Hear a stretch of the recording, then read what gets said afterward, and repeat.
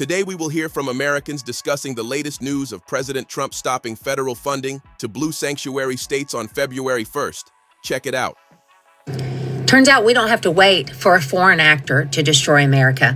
Because if what Donald Trump posted on his Truth Social yesterday, January 14th, actually happens, we will collapse from within.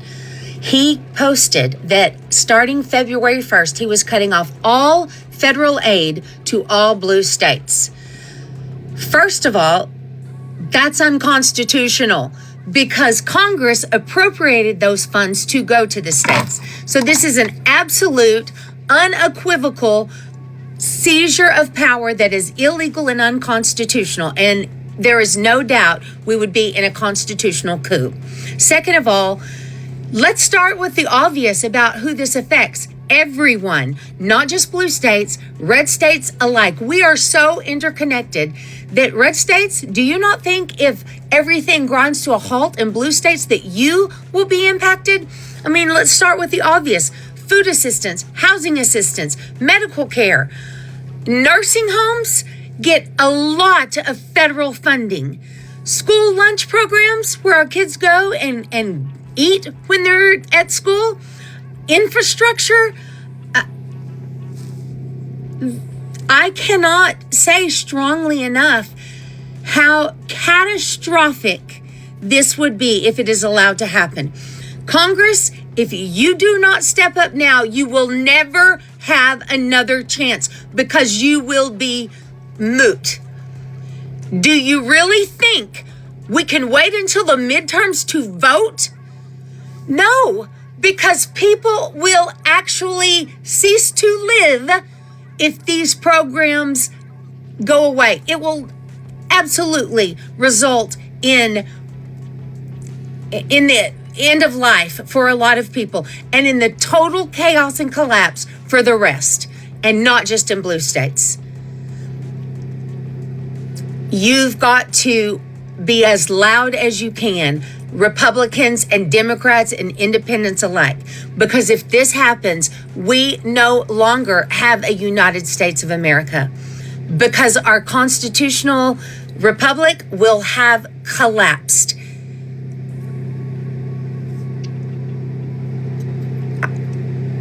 It's that serious. This is that serious. Go love your neighbor. If the Cheeto cuts off federal funding for blue states, what would happen if they just stopped putting anything back into the federal government? I mean, I feel like this is what's going to actually be the catalyst that causes the next civil war, because everyone knows that all of the red states take money from blue states. Like California and New York have bigger economies, I think, than the rest of the United States put together. So red states are actually the ones that benefit from blue states. So if blue states are putting into the federal government and then not getting anything else out, they should stop. Maybe this is it. Maybe everyone just moves to whatever color state you want. The states pick, red or blue. You guys can have the Cheeto. Any red state can have the Cheeto. I live in a red state, so I'll have to move. And I'm okay with that. I'll move. And then I'll move to a blue state with everyone else who wants to live in a blue state. And we will have our own democratic elections, and we will have our own president that we elect and we don't worship. We just elect a representative to serve us, not we serve this dementia-ridden, shriveled up pedo Cheeto. I kind of like this idea. So if you haven't heard yet, Donald Trump is trying to out-Bond villain himself. He said that as of February 1st, the United States is going to cut funding from the federal government to states that have sanctuary cities. And of course, all of those states are blue states. Let's just sit for a moment and think about what would have happened if Biden had suddenly decided to cut funding to 15 red states just because. That was fun, wasn't it? Sorry, I got distracted by all the people screaming treason. So he says that come February 1st, all of these states are no longer going to receive federal funding. You know what federal funding goes for, MAGA? I bet you don't. It goes for things like SNAP benefits, assistance for people's heating and electric bills, basically assistance for a lot of things that people need to survive. So I guess his thought process here is because there are so many immigrants in these cities, he's going to make poor people die? Let's just call it what it is. This is him pulling a siege of Leningrad.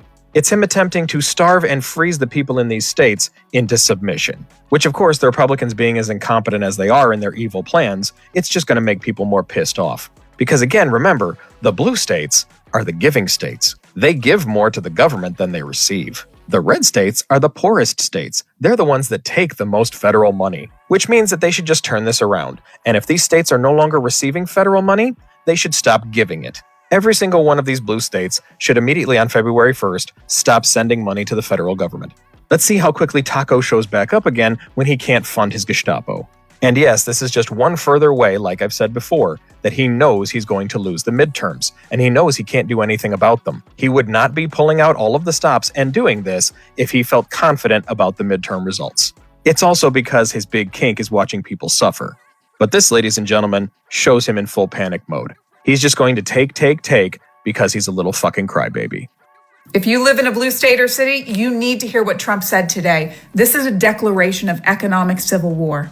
Starting February 1st, we're not making any payments to sanctuary cities or states having sanctuary cities because they do everything possible to protect criminals at the expense of American citizens. You heard it. February 1st, all federal funding is being cut to sanctuary cities and sanctuary states, aka blue states, states that are fighting against his policies, states that are fighting back against immigration enforcement. He's cutting off federal funding. But what does that federal funding go towards? I am so glad you asked. That goes towards the SNAP benefits, food stamps, food assistance, heating and utility assistance. Unemployment insurance is also subsidized by the federal government in some states. So they are literally going to try and starve the American people into submission. That's what this is. He thinks that by withholding federal funding, they're going to starve the American people into submission. We now know the date, February 1st, and I'm sure states are going to challenge this in court. I can almost guarantee that. What happens? To be determined, but we now have a date, February 1st. And by the way, that actually coincides with a potential government shutdown. You know we had another one of those coming at the end of the month, right?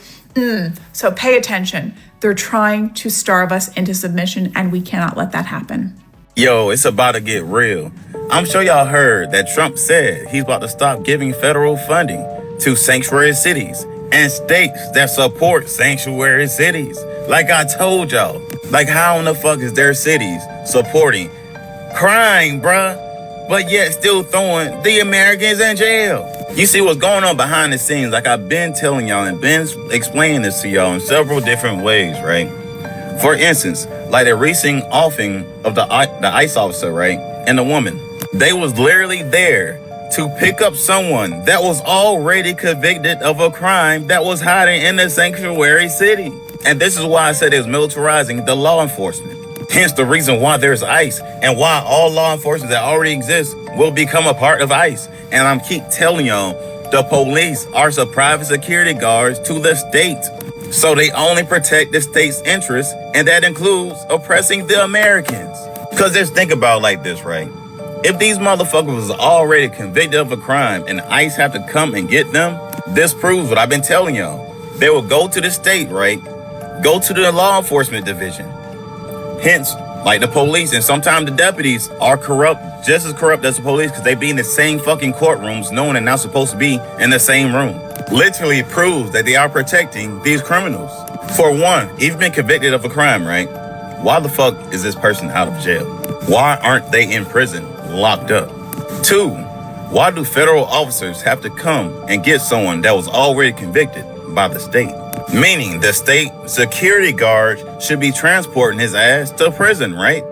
Three, why are they in an extremely protected area and they got all kinds of people around them protecting them? Just those 3 points alone should tell you that the state, the whole government of that state is helping the criminals stay here. They're supporting them, whether it's financially or physically, by hiding them from the fucking federal agents. And I'm gonna keep on saying this so y'all can understand that police isn't what you think it is, and always been doing exactly what us black Americans been saying they've been doing the whole time, in which y'all trying to reverse and say ICE is doing to everyone that's here illegally. Like these motherfuckers literally been convicted of a crime and didn't have to serve jail time. That's the big issue here. If anything, they go to a sanctuary city, live their life free. If they get caught, in which we have to put in extra work and time, effort, resources in just to find these people. In reality, the state already have access to where all these people are. They can cut all their funding at any point in time. But guess what? They don't do it because they want to prolong the bullshit and gaslight all the federal agents. Because if they don't, it'll become clearer and clearer and clearer of the fraud and genocide they've been committing against the American people. But like I say, as long as you see all these funds freezing up and these people stop getting paid, everything is slowly falling and crumbling. And the American people can clearly see this. And maybe enough of us will wake up until y'all realize what the fuck been going on and stop helping the motherfucking enemies. Jump on the right side of history and create the motherfucker instead of allowing them to manifest it. So yeah, if they're cutting all the funding to all these cities and states, bro, it is over. We probably got approximately 2 to 3 months before we see a large percentage of states literally losing a population of particular peoples that shouldn't even be there to begin with. Shit crazy. Gotta keep explaining this to people because they clearly don't see it. Well, President Trump is at it again. Trump made the declaration on stopping federal funding to blue sanctuary states during a January speech in Detroit, stating bluntly that we're not making any payments to sanctuary cities or states having sanctuary cities because they do everything possible to protect criminals at the expense of American citizens. These sanctuary jurisdictions are defined by policies that limit cooperation between local law enforcement and federal immigration authorities, policies typically championed in Democratic-led cities and states.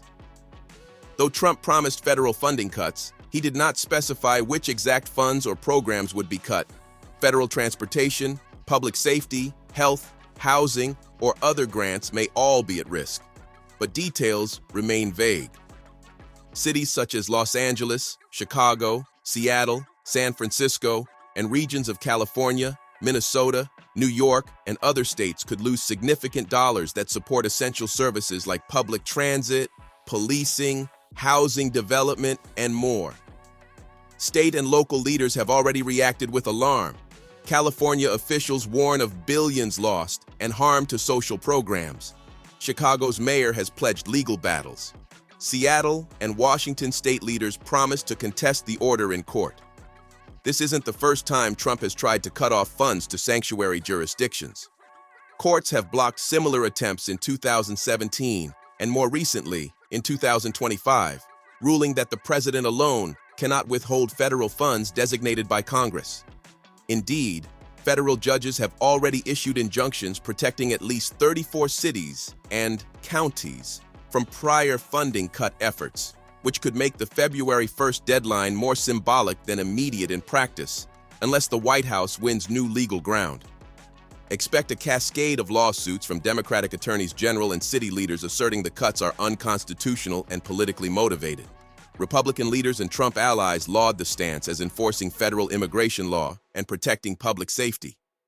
Critics, especially on the left, see it as punishing citizens for their political choices and deepening political polarization. This funding threat comes alongside other actions where the administration has froze or challenged funding to Democratic-led states, including efforts to withhold childcare, social services, and other federal support, which are also tied up in litigation.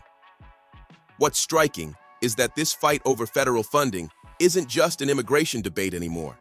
It's becoming a flashpoint in broader national disagreements over federalism, race, urban policy, and political power. Voices across the political spectrum, including many Black commentators, argue that this moment illustrates how political elites can weaponize administrative power to destabilize communities. Sanctuary policies often protect immigrant communities, but also allies with broader calls for criminal justice reform.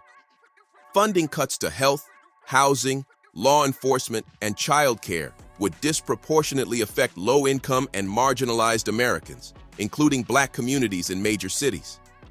This taps into historic fears that structural power can be used to penalize whole populations as political leverage. Some observers see the response among white Americans reacting only now to what foundational Black Americans have long warned about, that policies rooted in racial exclusion and political weaponization don't just harm targeted communities. They destabilize entire systems and ultimately hurt broader society. Whether or not one agrees with Trump's policy goals, the larger debate underscores how immigration policy, racial politics, federal funding, and constitutional limits on executive power are all intersecting at once. Tell me what you think about this topic. Hope you find the information in this video informative. Feel free to like, subscribe, share, comment. Thanks for watching.